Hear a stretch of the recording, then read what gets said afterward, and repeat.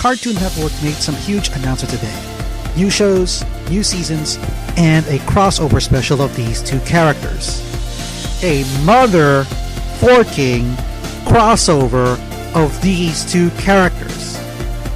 Let me break it down to you right now on this edition of the Mess Tunes Podcast Extended.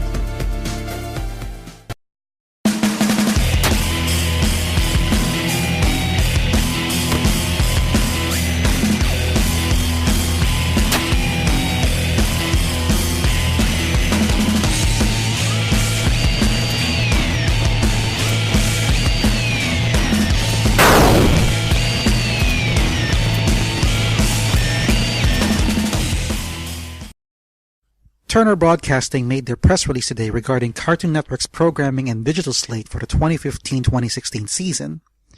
Not surprisingly, all of the CNN original shows from Fresh New Thursdays, Adventure Time, Regular Show, The Amazing World of Gumball, Steven Universe, Clarence, Teen Titans Go, and Uncle Grandpa are all returning for another season. What is surprising is the number of specials the network's bringing out along with brand new shows from both their studios and beyond. The big headline is the crossover episode between Steven Universe and Uncle Grandpa. Yes, you heard it right. Steven Universe and Uncle Grandpa having a crossover episode titled Say Uncle.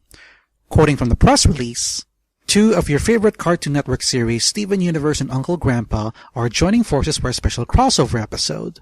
Watch as a long-lost relative of Steven's comes to town and aid him in unlocking the power of his mother's gem. End quote. So does that mean Uncle Grandpa is Steven's lost relative? If that were true, it's going to open a can of worms because of how fans of both shows will try to figure out how to tie them together. I don't watch Uncle Grandpa that much, but the show is designed to not have a continuity or mythology similar to Looney Tunes. We don't need to explain Uncle Grandpa's powers and immortality because he's simply Uncle Grandpa. Still, I wasn't expecting a crossover like this would happen. I was expecting more with Clarence since both Steven and Clarence have unique personalities that would make the two of them the best of friends. If they ever meet, of course. Sadly, there will never going to be a crossover between Adventure Time and Regular Show, as Penward did say when asked about it that no way in hell that's going to happen. Nevertheless, as bizarre as the crossover is between Steven Universe and Uncle Grandpa, I am excited for it and looking forward to its release. Oh, and before I forget, quote-unquote Steven did appear in one episode of Uncle Grandpa, as you can see in this picture. Speaking of Adventure Time and Regular Show, the two will have specials as well. Adventure Time will have a special miniseries that pits Finn and Jake to battle out ghosts from Marceline's past, attacking Ooh thanks to Bubblegum's failed experiment. Regular Show will have a TV movie that sends Mordecai and Rigby back in time to take on an evil volleyball coach to save the universe. New Cartoon Network originals are also coming this year, with the Powerpuff Girls being one of them. While it's said that creator Craig McCracken and his wife Lauren Foss will not be working on this reimagined version, it will however be produced by Nick Jennings, who has worked on Adventure Time. For those who never got to see the original series in the 90s, it's about three girls with superpowers saving the city of Townsville from bad guys. The series was a huge hit back in the day and one of the pioneering series that puts Cartoon Network on the map against Disney and Nickelodeon. It also was the big break for voice actress Tara Strong, who plays Bubbles in the original series and now is best known for the voice of Raven in Teen Titans and Teen Titans Go, and Twilight Sparkle in My Little Pony Friendship is Magic. And as I mentioned earlier, Lauren Foss also worked on this show with her husband and creator Craig McCracken. Lauren would later develop My Little Pony Friendship is Magic, and more recently, she and McCracken are working on Disney's Wander Over Yonder. The second CNN original coming out this year is We Bare Bears, created by Daniel Chong, who made the Toy Story of Terror short, and based on his webcomic, The Three Bear Bears, it's about a trio of bear siblings trying to assimilate to human life. Next is Mighty Magiswords from Cal Carosa.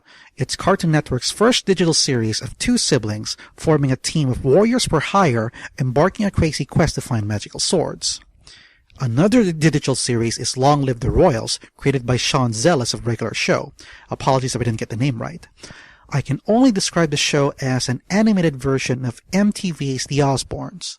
As a royal family, mucking stuff up. Finally, we come to the back of the pack, which are new series or seasons of shows from outside studios.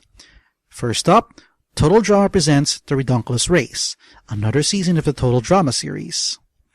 Super Noobs from Johnny Test creator Scott Fellows of 4 nerds saving the world from a space virus. Transformers Robots in Disguise, the sequel to Transformers Prime that aired on the now dead The Hub network and features Bumblebee leading a team of Autobots against a new Decepticon threat. And running up the rest of the pack are new episodes or seasons of Mixels, Lego's Ninjago, Masters of Spinjitzu, which is also going to get a manga series in Japan, Pokemon XY, and Sonic Boom.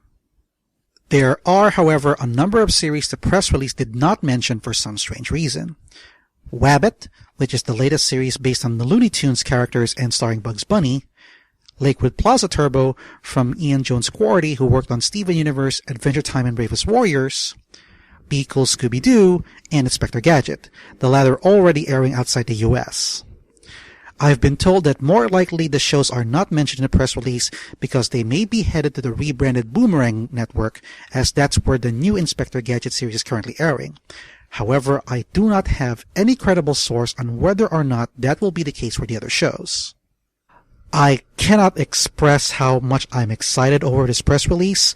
Cartoon Network has been on a roll since introducing Adventure Time 5 years ago, and I can say with confidence that this generation of cartoons has put the network back on the map in terms of popularity, recognition, and legacy that they did back in the 90s when they released the first generation of cartoons like Dexter's Laboratory, Johnny Bravo, the Powerpuff Girls, and others.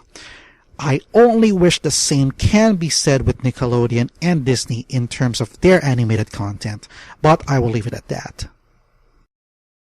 And so we've come to the end of another edition of the Messages Podcast Extended. As always, check out Animation Nation and Messages Assembled on Facebook for the latest on the world of animation. Check out the Messages Podcast on YouTube. And if you like my videos, then please subscribe. This is Virgo316. Thanks for watching, guys, and I hope to see you all next time.